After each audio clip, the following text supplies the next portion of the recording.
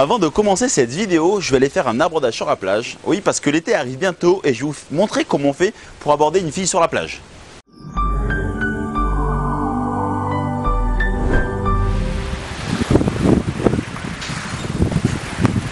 Il n'y a personne. Alors vous vous demandez, Clément, tu vas nous dire quoi aujourd'hui, petit coquin? Je vais parler des sujets de conversation les plus importants lors du premier rendez-vous. Je vous ai établi un top 5.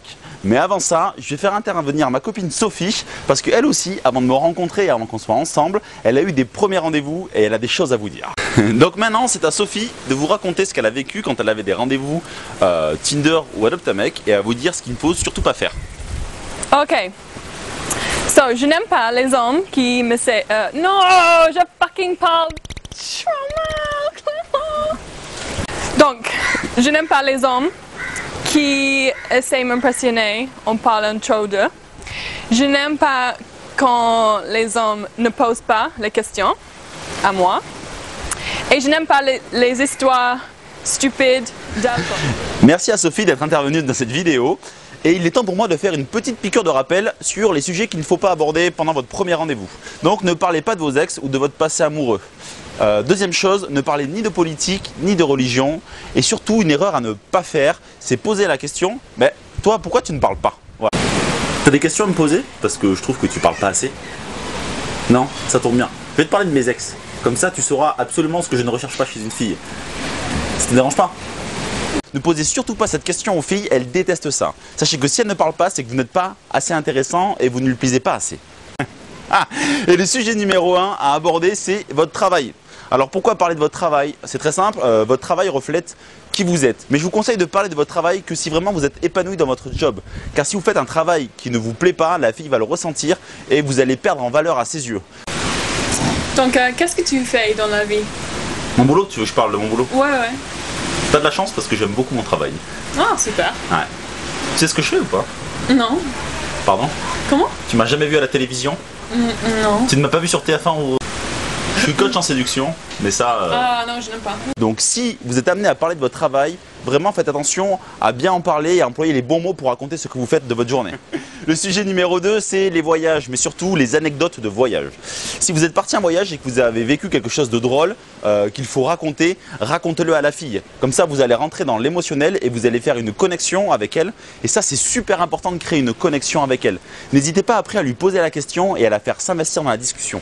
Par exemple, si vous racontez une anecdote de voyage, demandez-lui si elle en a une à vous raconter. Et si elle n'a pas d'anecdote de voyage à vous raconter, n'hésitez pas à la chambrer. Le sujet de conversation numéro 3, ce sont les hobbies. C'est très important de parler des hobbies parce que ça montre que vous avez une vie sociale, que vous faites des choses en dehors de votre travail et pendant votre temps libre. C'est très important. Avec ça, la fille va pouvoir comprendre un peu comment est votre vie et à quoi ressemble votre monde.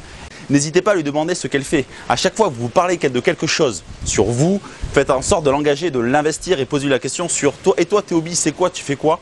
Qu'est-ce qui te plaît vraiment dans ta vie en dehors de ton travail, de tes amis?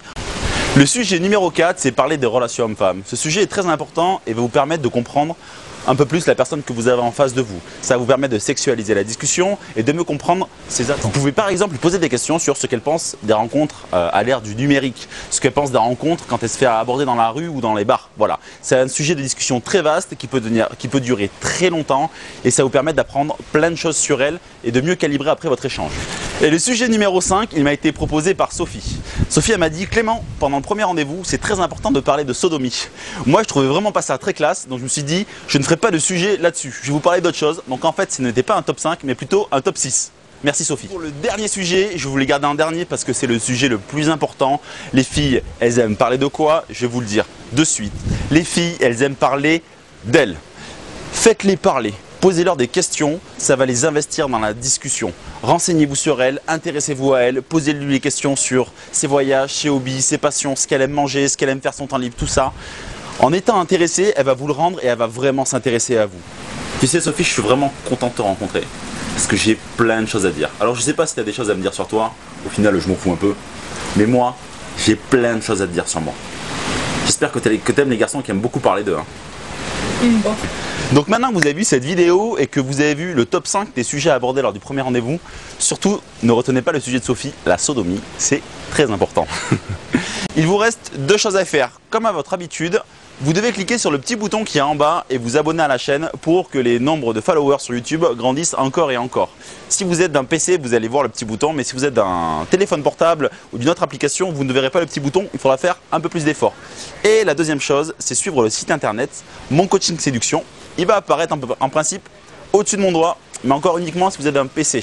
Sur ce site, j'écris des articles sur la séduction en ligne et la séduction de rue. J'espère que cette vidéo vous a plu. Si elle ne vous a pas plu, n'hésitez pas à me le dire et à m'insulter dans les commentaires. Et sur ce, je me souhaite une très belle fin de vacances aux Maldives et à très bientôt pour une nouvelle vidéo.